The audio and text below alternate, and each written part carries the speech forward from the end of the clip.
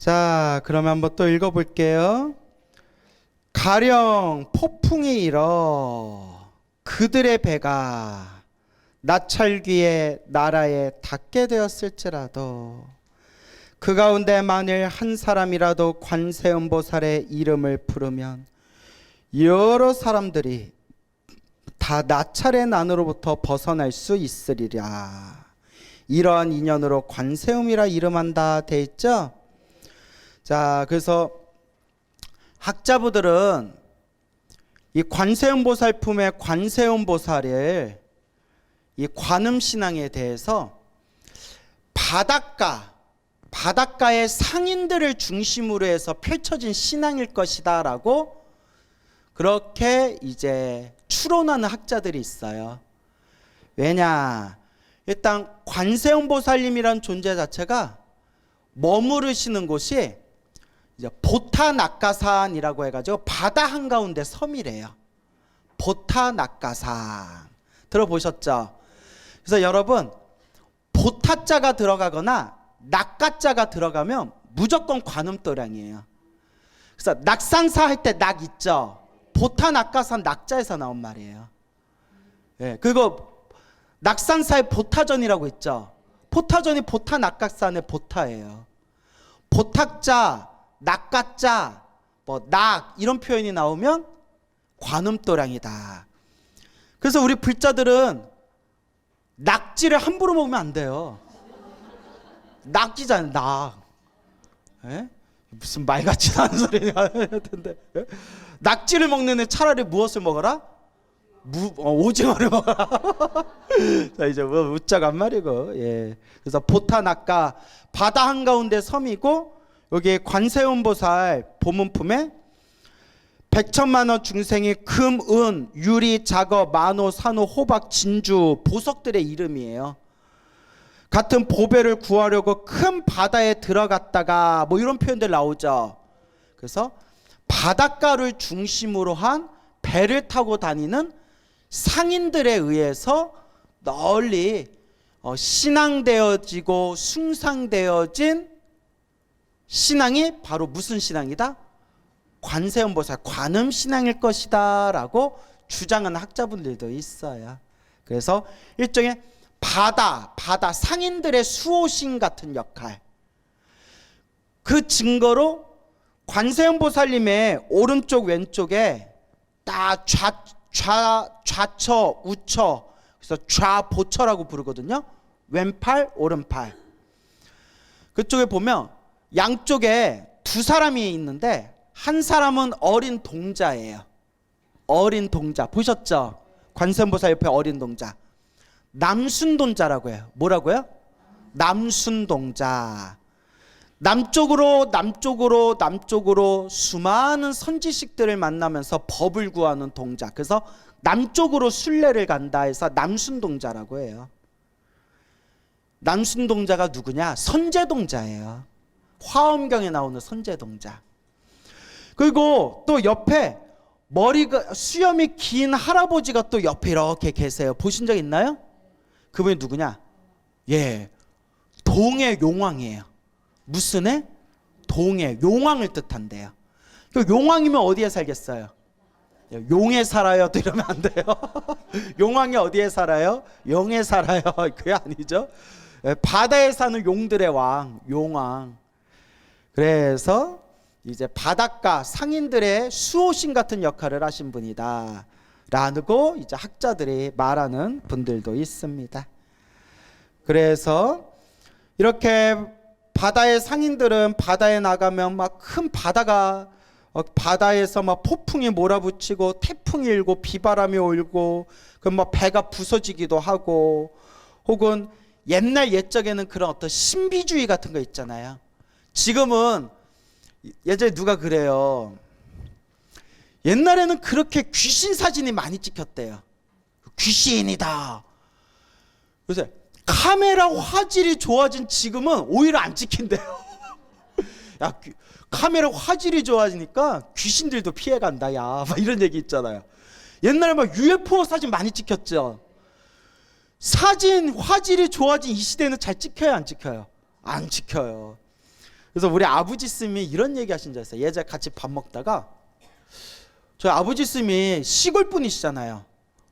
한밤중에 논밭을 혼자서 이렇게 걸어가면 멀리서 불덩어리가 돌아다니는 게 보였대. 불덩어리가 시퍼런 불덩어리가. 그걸 뭐라고 하면 혼불이라고 했대. 혼불. 들어본 적 있죠? 혼불.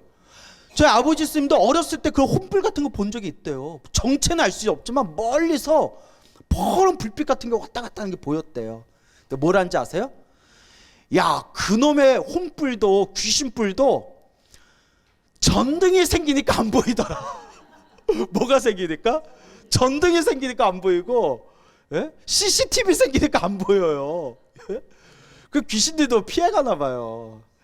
자, 그래서 근데 옛날에는 과학이 발달하기 전 먼 옛날에는 이런 막 신비스러운 어떤 우리 인간의 상식으로 알 수 없는 일들이 생기면 그것을 영적으로 그걸 해석하려는 경향이 있잖아요. 그래서 세계는 수많은 귀신들 이야기가 있잖아요. 그래서 뭐 야찬이, 나찰이니, 용이니 뭐 이런 수많은 이야기가 생기게 된 거예요. 그래서 바닷가에 폭풍을 만나서 나찰귀, 귀신들이 살고 있는 섬에 도착했다 하더라도 누구를 만나면, 누구를 간절히 부르면, 관세음보살님을 간절히 부르면 귀신들의 그 난으로부터도 벗어날 수 있을 것이다.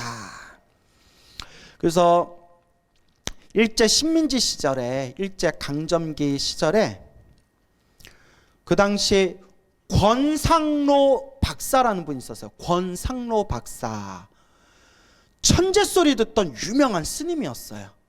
유명한 스님이었는데 그 당시에는 이제 대처승, 결혼하는 대처승 문화가 발달해서 이제 말년에 머리 기르고 결혼해서 머리 기르고 그 대학교 교수 생활을 하셔가지고 권상로 스님이라고 안 부르고 권상로 박사라고 많이 표현을 해요.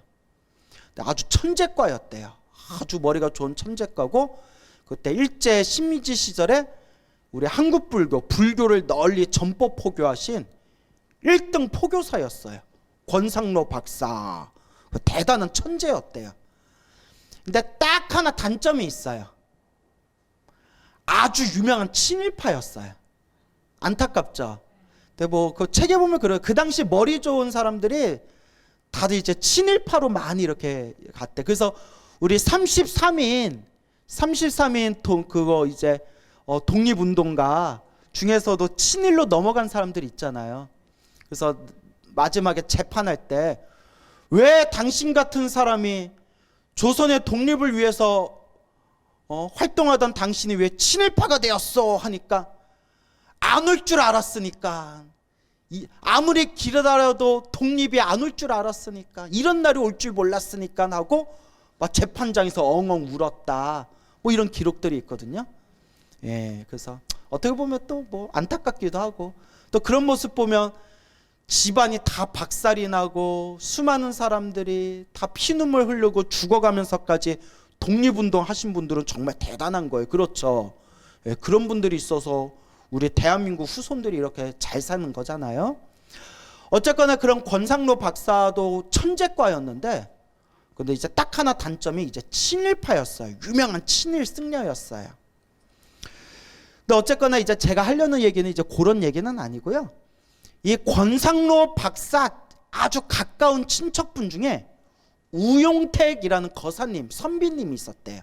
우용택이라는 거사님이 있었는데 이 거사님이 경상도 선비였대요. 경상도 유생. 공자왈 맹자왈 하던 경상도 선비, 경상도 유생이었는데 이 권상로 박사의 친한 친척이었던 이 우용택이라는 선비가 친한 친구 3명이서 강화도 구경을 갔대요. 여러분 지금이야 뭐 제주도도 가고 태국도 가고 미국도 가고 뭐 인도에도 가고 많이도 놀러 다니잖아요. 옛날에는 경상도에 살던 사람이 강화도까지 제주도까지 관광 가려고 하면 정말 몇 날 며칠 정말 준비해가지고 정말 일생에 몇 번 기회가 있을까 말까 한 그런 일들이에요. 예, 하도 교통편이 불편했던 시절이니까. 강화도에서 이렇게 구경 잘하고 난 뒤에 옛날에 이제 배를 타고 다시 육지로 가야 되니까 그 강화도에서 이제 배를 타고 수십 명 사람들을 태우고 이제 인천 이제 항구 쪽으로 가는데 멀쩡한 하늘에 뇌성벽력이 꽝꽝꽝 하고 치더니 막 비바바람이 몰아보고 폭풍이 몰아부르면서 돛대가 부러지고 파도에 배가 뒤집혀지게 일보 직전에 이르렀대요. 사람들이 처음에는 아이고 나 죽는다 하다가 비바람이 너무 심해져가지고 배가 뒤집혀서 몇십 명이 다 죽게 생기니까 다들 새파랗게 질려서 비명소리조차 내지를 못하더래요. 사람이 너무 놀라면 비명소리도 안 나온대요. 그런 얘기 들어보셨죠? 너무 놀라면 소리도 안 나온대요. 그때 이제 우리 죽었구나 싶을 때 어디서 관세음 보살 소리가 들리더래요. 이게 뭐야 하고 쳐다봤더니 웬 거사님이 남자 하나가 큰 소리로 그 폭풍 속에서 관세음 보살 외치더래요. 그 순간 관세음 보살 외치던 사람이 큰 소리로 이렇게 얘기하더래요. 여러분, 우리가 출발한 요 강화도에는 강화도 보문사라는 우리나라 으뜸 가는 관음도량이 있습니다. 요 땅은, 이 바다는 보문사 관세음보살님이 도와주시는, 보호해 주시는 곳입니다. 우리가 일심 한마음으로 관세음보살을 부르면 반드시 관세음보살님이 우리를 도와주실 겁니다. 다 함께 외칩시다. 관세음보살 하니까 사람들이 다들 큰 소리로 수십 명 사람들이 관세음보살 이러더래요. 한번 살아보겠다고. 위급하면 뭔가 의지하고 싶잖아요. 이때 꼭 눈치 없는 사람들이 할렐루야 이러 말하면 이제 이게 이거예요. 초치는 거예요. 사람들이 막 관세음보살 외치는데 이제 이 우용택이라는 선비가 자기 유생이잖아요. 옛날 유생들이 호랑말코 유생들을 얼마나 불교 무시했어요. 그러다 보니까 차마 입에서 뭐가 안 나와요? 관세음보살이 안 나오더래요. 내가 공자왈 맹자왈하던 선비인데 우리가 이런 걸 가리켜 전문 용어로 배가 부르구나. 배가 부르니까 그걸 보고 어떤 사람이 이보쇼, 나도 불자 아니지만 나도 살아보겠다고 관세음보살 부르는데 체면이 어딨어, 빨리 부르시오 이러더래요. 나도 불교 신자 아니라고, 하지만 살아야 될 거 아니냐고. 옛날 사람도 얼마나 순진해요. 그래서 우용택 이 선비도 큰 소리로 뭐라고 해요? 관세음보살 수십 명이 다 함께 마치 최면에 걸린 것처럼. 그러니까 인간이 특히 옛날처럼 과학이 발달하기 전에 사람들이 순진했던 시절에는 이 종교의 힘이 막강하잖아요. 종교의 힘이. 관세음보살 외치는데 갑자기 누가 저 하늘을 보시오 이러더래요. 하늘을 봤는데 멀리 폭풍우가 몰아치는 그 시커먼 구름 사이에 한 줄기 햇살이 펼쳐지면서 또렷하게 관세음보살 모습이 또렷하게 허공에 보이더래요. 그 수십 명이 다 보았대요. 수십 명이. 여러분 되게 순진하다. 막 박수치고 난리 났네 지금. 예?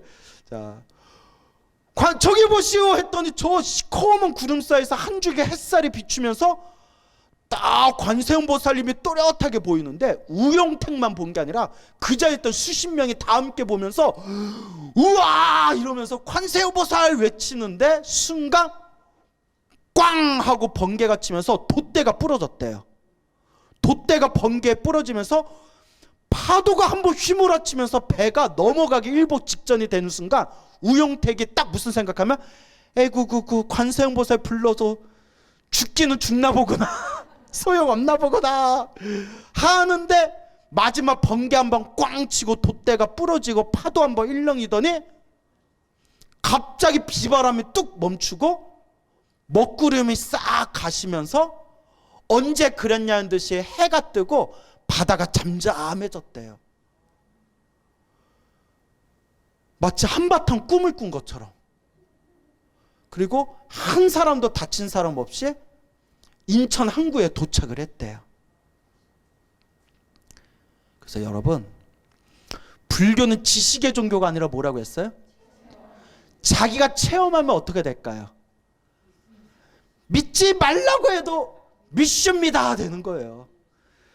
그 당일날로 그 우용택이라는 선비가 불자가 돼가지고 저 집에서 당신 본가에서 가까운 선산 도리사라고 들어보셨어요? 선산 도리사의 신도가 되었대요. 자기가 봤으니까.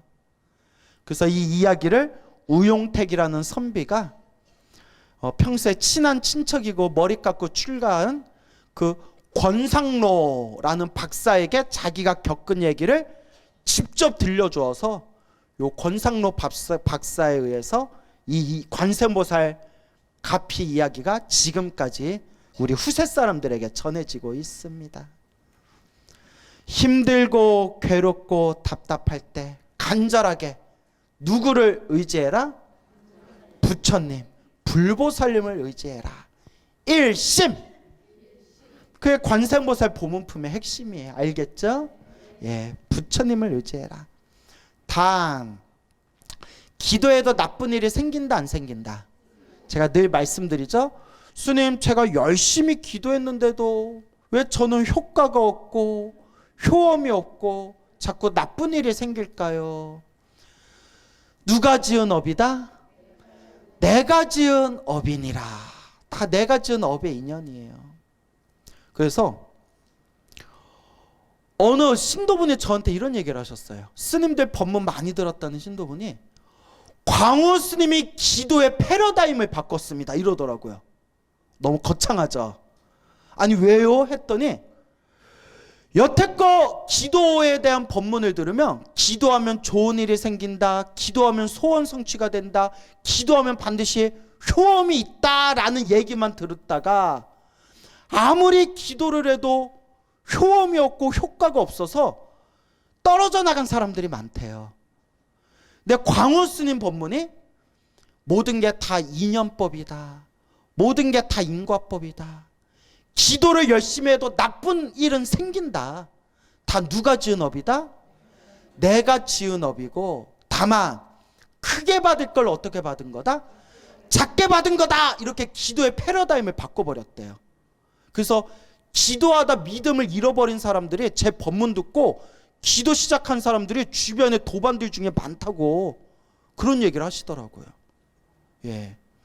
그래서 제가 그렇게까지 거창한 목적을 두고 사람들한테 얘기한 건 아니고 그냥 경전에 나온 대로 말씀드리는 거예요.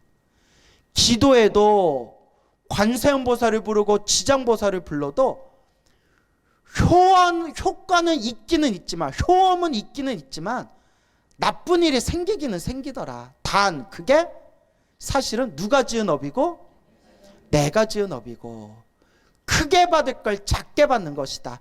이게 인연법이고 인과법이다 라는 걸 명심하셔라 라는 그런 의미가 되겠습니다. 알겠죠? 그러니까 당장 효과가 있든 없든 신경 쓰지 말고 나 죽는 그 순간까지, 숨 끊어지는 그 순간까지 그냥 염불할 뿐이에요. 알겠죠? 예. 그래서 제가 이런 얘기해요.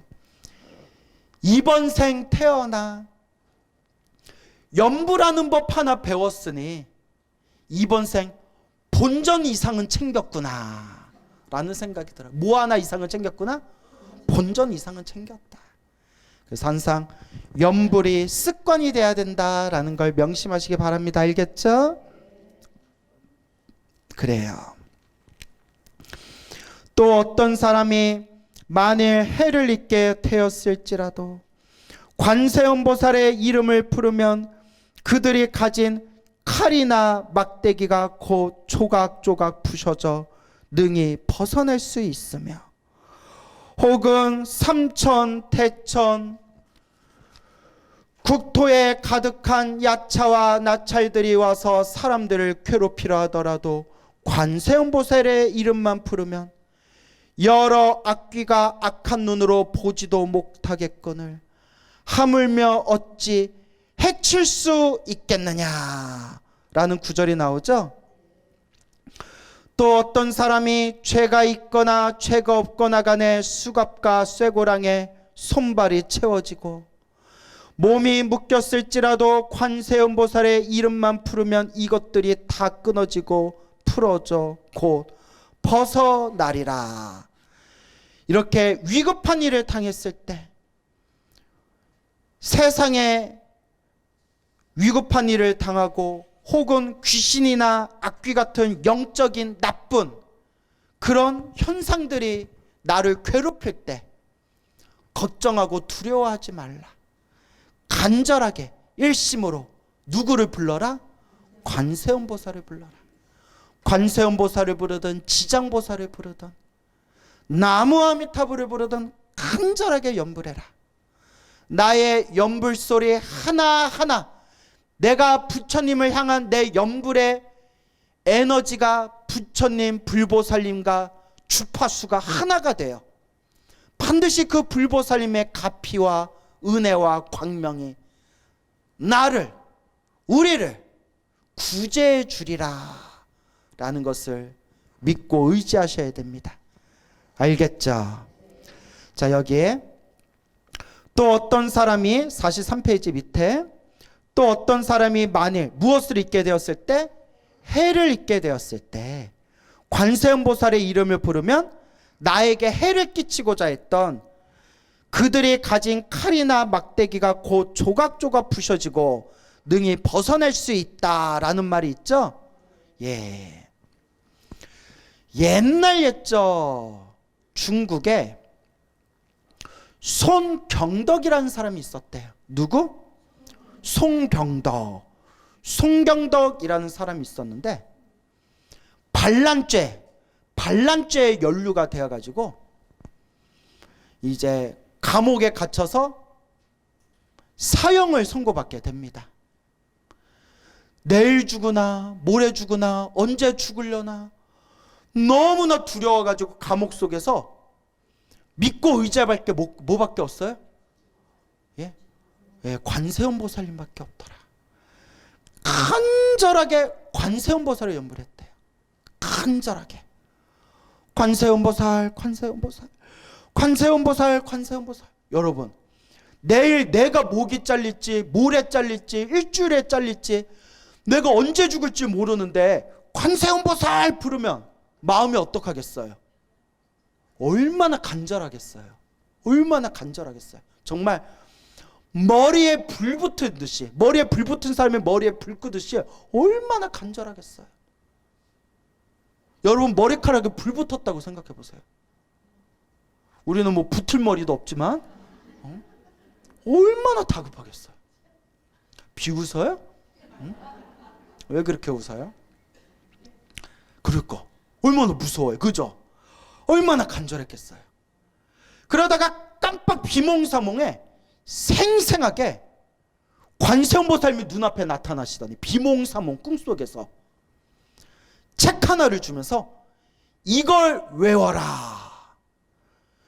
네가 이걸 1000번을 외우면, 이거 1000번을 외우면 반드시 이 위급함에서 구제받게 되리라 하고 책을 딱 주셔가지고 책에 나와 있는 그 짧은 내용을 한번 딱 보고서, 관세음보살님이 주신 책의 내용을 한번 딱 보고서 잠에서 딱 깼는데, 관세음보살님이 꿈에서 주신 그 짧은 경문의 내용이 머릿속에 딱 남아있더래요. 아, 관세음보살님이 이거 1000번을 외우라고 했으니 이걸 1000번을 외우겠다 하고 이걸 달달달달달 1000번을 외워서 밤새워서 1000번을 딱 외워가지고 사형 집행인이 와서 자기 끌고서 사형장에 끌고 가서 수많은 사람들이 보고 있는 데에 사형장에 무릎을 딱 꿇리는 순간에 1000번을 맞췄대요. 이거, 그렇죠. 1000번을 딱 맞췄대요. 999번이면 얼마나 억울했을까? 998번이면 얼마나 억울했겠어요. 사형장에 무릎을 딱 꿇고 목을 내미는 순간 딱 몇 번을 맞췄어요? 마음속으로 다다다다다 나말라 해서 딱 1000번을 맞췄어요. 그 망나니가 막걸리를 찍 하고 뿌리면서 모가지를 딱 날리는 순간 칼날에 쨍 하는 소리가 나고 목이 멀쩡하더래요. 송경덕의 목이. 에구머니나 봤더니 칼날에 금이가 있는 거예요. 망나니가 놀라고 그 자리에 있는 사람들이 다도 놀라고 하늘도 놀라고 땅도 놀라고 지나가는 깨구락지도 놀라서 이게 뭔 일인가 이렇게 쳐다보고 있고, 야, 칼날에 문제가 있나 보다. 새 칼을 가져와서 다시 목을 쳐라. 또 목을 딱 치는 순간 쨍그랑 소리가 나면서 두 번째 칼날이 또 나가버린 거예요. 야, 저놈이 귀신의 장난을 치나 보다. 제일 날카롭고 제일 강한 칼을 가져와서 저놈의 목을 쳐라. 세 번째 쳤는데 칼날이 어때요? 쨍 하고 이제 칼날이 쨍 하고 날아가고 송경덕의 목이 멀쩡한 거예요. 놓아줘라. 왕이 이 소식을 듣고 놓아줘라. 3번을 칼날로 쳤는데도 목이 멀쩡하다면 이건 하늘의 뜻이다. 놓아줘라. 그래서 송경덕이 관세음보살이여 감사합니다. 그 칼날에 쨍 하면서 칼날이 부서지는 그 소리를 들으면서 만든 노래가 뭐예요? 쨍하고 해뜰날, 쨍하고 해뜰날 내가 살아 돌아간단다. 그래서 다 나온 거예요. 그래요. 너무 깊이 따지지 마세요. 사람이 초죽음이 돼가지고 얼마나 긴장했겠어요. 관세음보살님 감사합니다 하고 집에 돌아와서 가족들이 아버지 하고 막 눈물 흘리고, 그래 내가 관세음보살 때문에 살아 돌아왔다 하면서 내가 우리 부처님 관세음보살님께 내가 감사의 인사를 올려야 되겠다 하고 평소에 집에서 자기가 기도할 때 항상 모셔놓은 관세음보살님 불상을 모셔놓은 방 안에 들어가서 관세음보살님 감사합니다 다 삼배를 올리고 보는데 느낌이 이상해요. 전문 용어로 쇠하다 그러죠. 목이 쇠한 거예요. 뭐지? 뭐가 이상한데 하고 딱 봤더니 자기가 모셨던 관세음보살님 불상에 목에 칼자국이 있는데 몇 개가 나 있더라? 3개가 나 있더라. 그래서 뭐든지 몇 판이에요? 3세판이에요. 그 자리에서 막 울면서 관세음보살님 평생 은혜를 갚으면서 살겠습니다. 그래서 여러분, 우리나라가 숭유억불 조선시대 500년 동안 불교가 탄압받고 우리나라, 우리 조선, 우리 대한민국이 막 미쳐 날뛰어져 가지고 그 숭유억불 500년 때문에 우리 불자들한테 얼마나 못된 사상이 들어갔냐면 집에 불상 모시면 안 돼 라는 아주 못된 사상이 절집에 스며들었어요. 그게 숭유억불 불교를 탄압하던 조선 500년에 동안 그게 뿌리 깊게 생기게 된 아주 나쁜 그런 문화예요. 불자라면 집에 불상 모시면 좋아요, 나빠요? 좋은 거예요. 이게 우리 한국 불교계가 아주 나쁜 그런 습성이 불교가 탄압받으면서 아주 나쁜 문화가 스며들어서 절에 다니는 불자들조차도 야 집에다 불상 모셔놓으면 안 좋대. 여러분, 중국 불교, 대만 불교, 일본 불교, 티베트 불교 독실한 불자님들 집에 가면 다들 깨끗한, 가장 깨끗하고 양명한 곳에 불단, 부처님 불상 모시고 불단을 모셔놓는데요. 보셨죠? 예, 요새 뭐 방송 영상에서도 나오더구만요. 우리나라만 그래. 우리나라만 언젠가부터 집에 불상 모셔놓으면 안 된다고. 예? 집에서 불상 모셔놓으면 좋아요. 단 모실 때 신중하게 모셔라. 왜냐면 부처님 불상 모셔놓고 나중에 함부로 막 버리거나 함부로 내팽개치면 더 무서운 업보를 받기 때문에, 예, 그래서 모실 때는 신중하게 모시라는 거지, 집에다 그렇게 불상 모셔놓으면 좋은 거예요. 송경덕도 집에 불상 모셔가지고 칼날 3번 받을 거 누가 대신 받아주셨어요? 관세음보살님 불상이 3번 받아주셨잖아요. 무슨 말인지 알겠죠? 불상 모셔놓으면 좋아요. 그래서 한국말은 끝까지 들으세요. 예, 궁금하시죠? 그래서 왕이 송경덕을 불러요. 어찌하여 칼날이 3번 그대의 목을 내리쳤는데도 어떻게 살아남을 수 있었느냐. 왕이시여, 제가 평생 관세음보살님을 모시고 살았는데 사형당하는 그 괴로움과 고통에서 간절히 관세음보살님 염불을 하면서 기도를 했더니 비몽사몽의 저에게 짧은 경문을 하나 가르쳐 주시면서 이걸 1000번을 채우면 죽음에서 구제받을 수 있을 것이다 해서 칼날을 목을 치기까지 딱 1000번을 채웠더니 이와 같은 가피를 받았습니다. 그러니까 왕도 딱 듣고 솔깃하겠어요, 안 하겠어요? 입에 땡기겠어요, 안 땡기겠어요? 땡기죠. 좋다는데 누가 싫어요? 여러분들도 땡겨요, 안 땡겨요? 땡기죠. 그래서 왕이 그 경을 나에게 가르쳐다오. 그래서 그 경문을 받아다가 그걸 책으로 찍어가지고 온 전국 방방 곳곳에 백성들에게 널리 그 관세음보살님이 꿈에서 가르쳐 주신 경문을 널리 알리니, 그 경문이 바로 그 왕이 고씨였대요. 무슨 씨? 고씨성을 가진 왕이 널리 전한 경이다 해서 고왕경이라도 부르고, 송경덕이 꿈에서 받았다 해서 꿈몽 받을 수 몽수경이라고도 불러요. 그게 그 유명한 고왕경 몽수경이 되겠습니다. 알겠죠? 그래서 여러분, 고왕경 몽수경을 치면 고왕경이란 경이 있고요, 고왕경을 다시 확 줄여서 요약한 게 몽수경이에요. 알겠죠?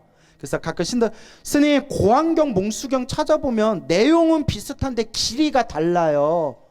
예, 고왕경은 긴 문장이고요, 고왕경의 핵심을 쫙 줄인 게 몽수경입니다 라고 제가 설명을 드리자. 그래서 이게 그 유명한 고왕경 몽수경이 되겠습니다. 알겠죠? 또 오늘 집에 가면 또 인터넷 검색하고 난리 나겠네. 자, 그래서 예전에 어느 불자님이 계셨어요. 제가 10 몇 년 전이었는데 그 보살님이 저에게 오셔서 스님 제가 집안에 큰 우환이 생겼는데